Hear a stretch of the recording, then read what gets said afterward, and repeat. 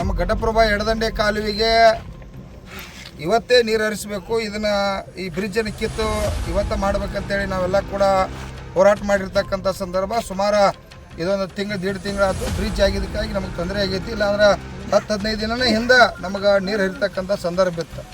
ಈ ಬ್ರಿಡ್ಜ್ ತೊಂದರೆಗಾಗಿ ಆಗಿತ್ತು. ಆದರೂ ಕೂಡ ಈ ಬ್ರಿಡ್ಜನ್ನು ತೆಗೆದು ಅದು ತೆಳಗೆ 24 ಕ್ಯೂಸೆಸ್ ನೀವು ಇವತ್ತು ಬಿಡಬೇಕಂತೇಳಿ ನಾವೆಲ್ಲ ರೈತರು ಕೂಡ ಇವತ್ತು ಆಕ್ರೋಶವಾಗಿ ಬಂದಿರತಕ್ಕಂಥ ಸಂದರ್ಭ. ಜಿಲ್ಲಾಧಿಕಾರಿ ಅವರು ಕೂಡ 17-18 ತಾರೀಕು ಅದು ಬಿಡೋಣ ಅಂತೇಳಿ ಇವತ್ತು ನಮ್ಮ ಫೋನ್ ಮುಖಾಂತರ ಕೂಡ ತಿಳಿಸಿರ್ತಕ್ಕಂಥದ್ದು.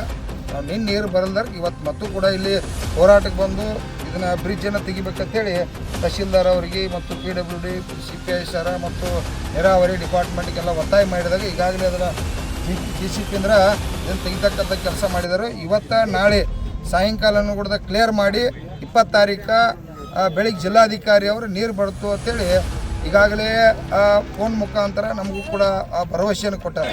ದಯವಿಟ್ಟು ಜಿಲ್ಲಾಧಿಕಾರಿ ಅವರಿಗೆ ಹೇಳ್ತೀವಿ, ವಿಶೇಷವಾಗಿ ನಮ್ಮ ಬೆಳಗಾವಿ ಜಿಲ್ಲಾ ಉಸ್ತುವಾರಿ ಅವ್ರಿಗೆ ಹೇಳ್ತೀವಿ, ಅವ್ರ ಜವಾಬ್ದಾರಿ ಐತಿ.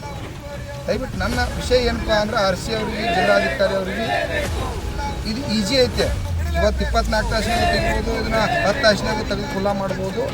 ಆದಷ್ಟು ನಮ್ಮ ಅಲ್ಲಿ ಬಾವಿ ಬೋರ ಬತ್ತಿ ಭಾಳಷ್ಟು ರೈತರು ಬೀಳಿಗೆವರೆಗೆ ನಮ್ಮ ಈ ಬೆಳಗಾವಿ ಅಂದರೆ ಬೀಳಿಗೆವರೆಗೆ ಬಾಗಲಕೋಟೆ ಜಿಲ್ಲೆ ಬೀಳಿಗೆ ಭಾಗದ ರೈತರು